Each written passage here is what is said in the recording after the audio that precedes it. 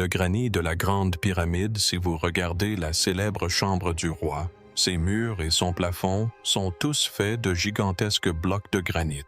Au cœur de la Grande Pyramide se trouvent des blocs de granit taillés avec une telle perfection qu'une telle construction aurait été impossible il y a 4000 ans. La version officielle raconte qu'ils ont été réalisés avec du cuivre mou et du sable humide. Or, le granit est l'une des pierres les plus dures au monde, et les marques laissées sur cette pierre ne correspondent pas aux outils qui, d'après ce qu'on nous a dit, ont servi à les fabriquer. Je pense que nous sommes à nouveau face à une technologie perdue. Et c'est cet ancien apocalypse, il y a 12 800 ans, qui l'a effacé de la mémoire collective. Graham Hancock a suivi les traces de taille jusqu'aux carrières aux tombes et aux chambres scellées. Et celui ou celle qui a laissé ses marques n'a rien laissé d'autre derrière elle. La pierre qui se défend. Le granit est l'une des pierres les plus dures de toute la planète. Sur l'échelle de dureté des matériaux, le granit se situe entre 6 et 7. Le diamant, le matériau naturel le plus dur, atteint quant à lui 10. La règle est simple et immuable. Pour couper un matériau, l'outil doit être plus dur que ce matériau. Un outil tendre ne peut pas tailler un matériau dur. Par conséquent, frotter une lame de cuivre tendre sur du granit dur revient à essayer de fendre une pierre avec une cuillère en bois. Vous userez votre cuillère jusqu'à la corde bien avant que la pierre ne se rende compte de votre passage. Alors, comment une civilisation armée principalement d'outils en cuivre tendre a-t-elle réussi à tailler, creuser et polir à la perfection des milliers de tonnes de la pierre la plus dure de la Terre et à atteindre un niveau de finition que nous peinons à égaler aujourd'hui avec toutes nos machines modernes? Voilà toute la question. Et la réponse officielle des manuels scolaires s'effondre dès que l'on se met à la tester. Le test qui a embarrassé tout le monde. Après des années à se poser des questions, les chercheurs ont finalement décidé de l'essayer. Ils prirent des outils en cuivre et du sable et entreprirent de percer du granit massif à l'ancienne, persuadés que la méthode classique fonctionnait parfaitement. Mais comme on pouvait s'y attendre, ils échouèrent. Une expérience minutieuse et bien documentée a permis de creuser environ 6 cm dans la pierre en 20 heures de travail acharné et continu avant que l'outil en cuivre ne s'use complètement. Un chercheur a décrit tout cet effort pénible par un seul mot cinglant, comique. Si l'on compare ce résultat à ce que ces mêmes outils étaient censés produire, on constatera à quel point les manuels scolaires se trompent. Des obélisques pesant des centaines de tonnes taillées dans des blocs de pierre, des boîtes polies à la perfection. 40 000 vases de pierre aux parois aussi fines qu'une coquille d'œuf. La méthode qui permet à peine de creuser quelques centimètres dans le granit en une journée entière de sueur est exactement celle à laquelle nos manuels scolaires attribuent la totalité du mérite. Graham Hancock examina attentivement cet écart, le gouffre entre le récit officiel et la pierre elle-même. Et il y vit quelque chose d'assez vaste pour y faire passer un monde perdu entier. L'homme au maître ruban. Pour comprendre ce que Hancock a vu, il faut remonter à un étrange Anglais arrivé en Égypte en 1883, alors que tous les autres s'activaient à chercher de l'or, des bijoux et des momies royales. William Flinders Petrie arriva muni de maîtres rubans de pieds à coulisses et d'instruments de précision. Les trésors ne l'intéressaient absolument pas. Il était obsédé par les chiffres exacts, par la précision des mesures. Et c'est précisément cette obsession qui lui a permis de remarquer ce que les autres avaient manqué. Les chiffres qu'il a notés n'ont cessé d'intriguer depuis. Parmi les débris laissés par les anciens ouvriers, Petrie a trouvé quelque chose que la plupart des gens auraient ignoré sans même y jeter un second regard des carottes de forage. Ce sont les résidus de pierre qui ressortent du centre d'un trou lorsqu'on fore dans la roche solide les déchets, les rebuts, la partie que personne n'était censé conserver ni même se soucier. Pour presque tout le monde, ils ressemblaient à de simples gravats. Mais pour l'œil exercé de Petrie, c'était un message gravé dans la pierre, car des rainures en spirale nette régulières et continues étaient gravées à leur surface s'enroulant autour du noyau comme le filetage d'une vis. Et lorsqu'il étudia la profondeur et l'espacement de ces rainures, il réalisa que la foreuse qui les avait creusés avait creusé le granit massif à une vitesse hallucinante presque impossible. C'était le tout premier indice concret, et il pointait vers un endroit qui n'aurait pas dû se trouver. Un lieu qui a troublé tous ceux qui honnêtement l'ont contemplé depuis. Plus rapide qu'une perceuse moderne, voici ce qui a glacé le sang de Petrie et ce qui continue de paralyser les ingénieurs aujourd'hui.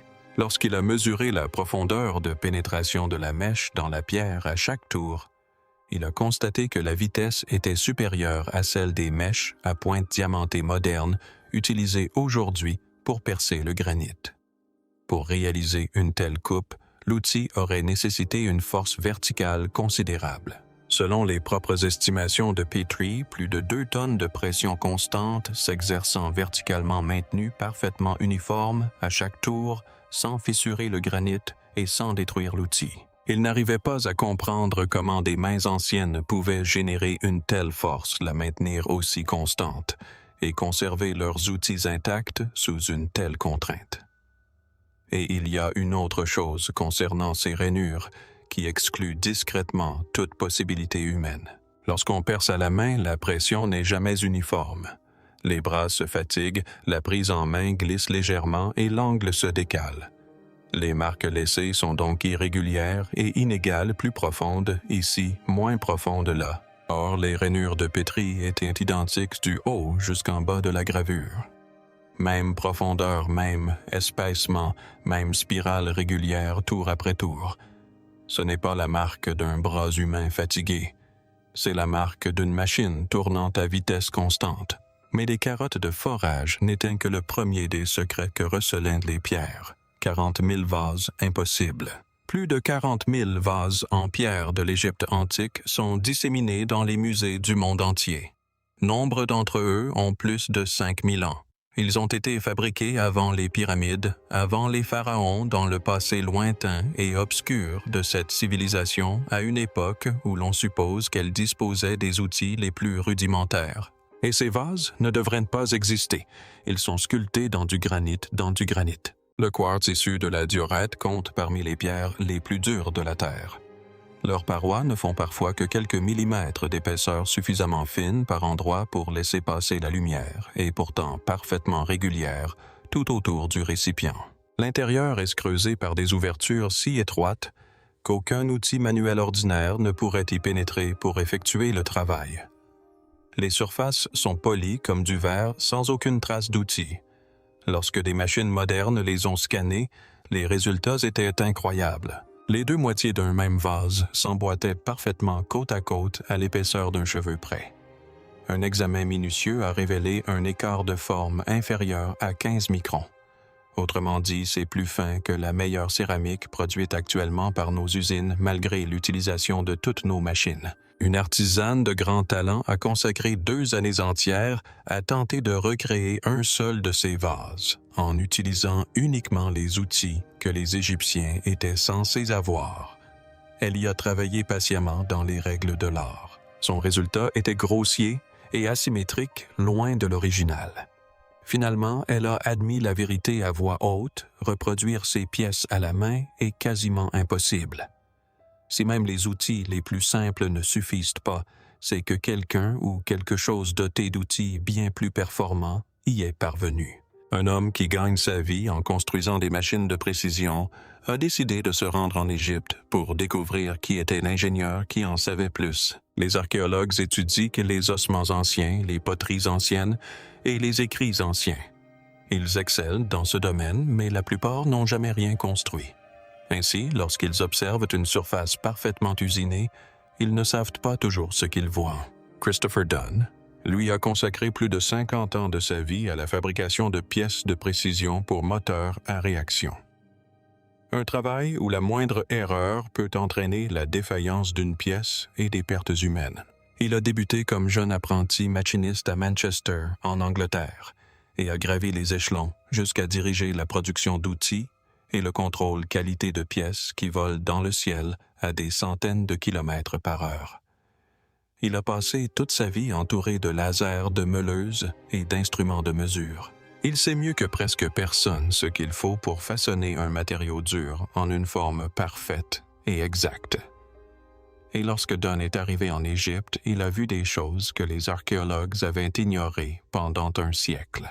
Il s'y est rendu à 9 reprises sur une période de 30 ans et il n'y est pas venu en touriste.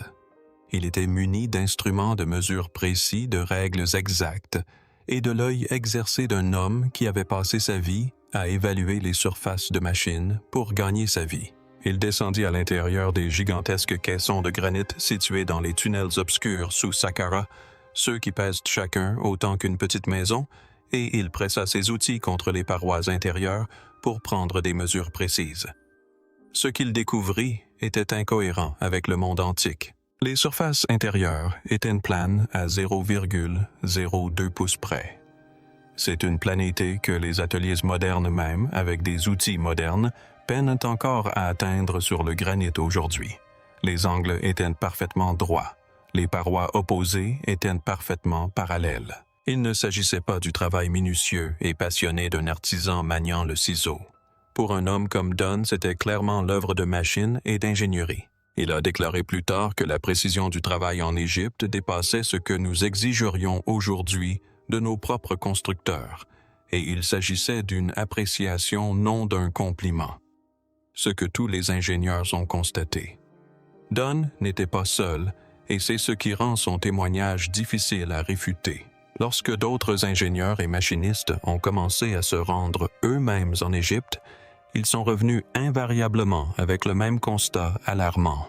Ils ont vu des marques sur des blocs de granit qui formaient des lignes droites et régulières sur la pierre comme une lame électrique coupe le bois et non comme un ciseau à main qui ébrèche et saute.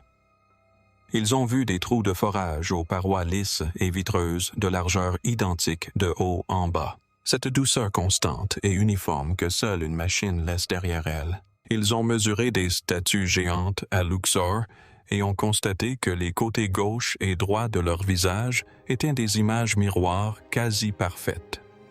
Une symétrie presque impossible à atteindre à l'œil nu et à la main, mais facile à obtenir grâce à des mesures précises et des outils de précision. Ce n'étaient pas des rêveurs. Ce n'étaient ni des mystiques, ni des chasseurs de trésors, ni des vendeurs de livres. C'étaient des artisans qui travaillaient le métal pour gagner leur vie.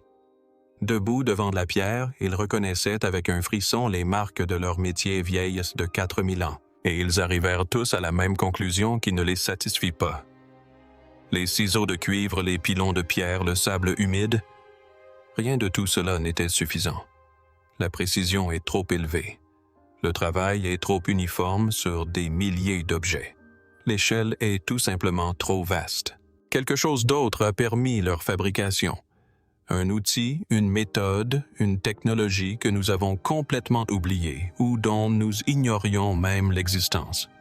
La question n'était plus de savoir si la version officielle comportait une faille. La question était de savoir quelle était la profondeur réelle de ce gouffre et ce qui se cachait au fond. L'indice se dissimulait dans la chronologie. Voici le détail qui bouleverse tout le mystère. On nous apprend dès notre plus jeune âge que les compétences s'améliorent avec le temps. On commence tous maladroitement et on s'améliore peu à peu. Chaque génération apprend de la précédente et repousse sans cesse ses limites. Ainsi, les plus anciennes constructions en pierre égyptienne devraient être les plus grossières et les plus simples, tandis que les plus récentes devraient être les plus fines et les plus raffinées. C'est ainsi que fonctionne l'apprentissage. En Égypte, le sens est inversé. La grande pyramide de Gizeh est l'un des plus anciens monuments véritablement grandioses. C'est aussi, et de loin, la structure la plus précise, la plus massive et la mieux construite de toute l'Égypte. Rien de ce qui a suivi ne l'a jamais égalé. Les pyramides construites par les générations suivantes, celles qui étaient censées avoir hérité de siècles de pratique et de perfectionnement, sont sensiblement plus petites, plus grossières et bien plus susceptibles de s'effondrer. Certaines tiennent à peine debout aujourd'hui.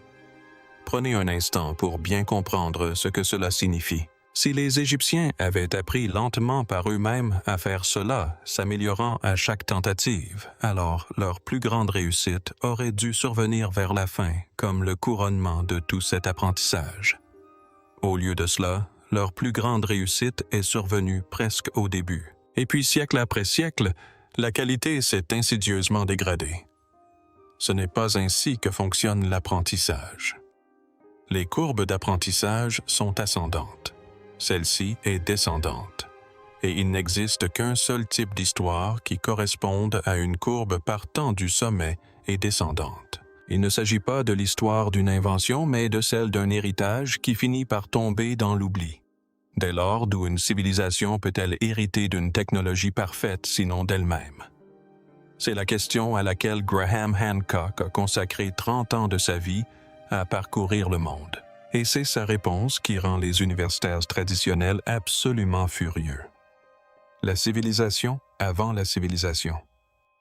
C'est là que Graham Hancock avance son affirmation la plus audacieuse. Et à son crédit, il prend soin de la formuler. Il ne prétend pas connaître la nature de cet outil. Il admet volontiers que ces machines, si elles ont jamais existé, ont disparu depuis longtemps. Et les instructions, si elles ont été consignées par écrit, n'ont pas survécu aux millénaires qui les séparent. Ses propos sont plus précis et plus difficiles à réfuter. Les marques sur la pierre sont réelles. Elles désignent quelque chose que nous avons refusé de regarder en face. Et leur lecture honnête remet en question la chronologie qu'on nous a enseignée. Sa réponse est la suivante: les Égyptiens n'ont pas inventé cette précision, ils l'ont héritée. Hancock soutient que bien avant les pharaons, bien avant le début de l'histoire écrite, il existait déjà une civilisation avancée qui savait travailler la pierre de cette manière, et qu'il y a environ 12 000 ans à la fin de la dernière période glaciaire, cette civilisation a été détruite. Les roches portent des traces tangibles d'inondations colossales provoquées par la fonte des immenses calottes glaciaires. La montée des eaux a été si rapide qu'elle a englouti des littoraux entiers et submergé toutes les constructions qui s'y sont développées précisément là où l'homme a tendance à bâtir. Les survivants, selon lui, se sont dispersés à travers le monde. Ils ont emporté des fragments de ce qu'ils avaient connu jusqu'en Égypte, en Turquie et en Amérique du Sud et les ont transmis aux populations locales. Ainsi, la précision du travail du granit n'est peut-être pas du tout l'œuvre des Égyptiens. Il pourrait s'agir d'un héritage, d'un don à moitié compris, transmis par quelqu'un de bien plus ancien dont le nom et l'histoire ont été complètement effacés. Et c'est pourquoi, selon Hancock, l'œuvre la plus ancienne est la meilleure, elle est au plus près de la source. Les Égyptiens ne progressaient pas vers ce savoir-faire. Ils s'en éloignaient, copiant quelque chose qu'ils ne comprenaient plus pleinement. La situation s'aggrave un peu plus à chaque siècle à mesure que la mémoire s'estompe. Pour les archéologues reconnus, cette idée frise la folie. Ils la rejettent catégoriquement. Mais Hancock ne cesse de souligner ce fait incontestable: les travaux ne s'améliorent pas avec le temps, ils se détériorent. Et personne parmi les défenseurs de la version officielle n'a jamais vraiment expliqué pourquoi. La preuve est dans la pierre. Alors au final, quelle est la preuve que Hancock ne cesse de mettre en avant? Ce n'est pas une machine enterrée. Ce n'est pas un parchemin secret caché dans un coffre-fort. C'est quelque chose de plus simple et de bien plus difficile à contester.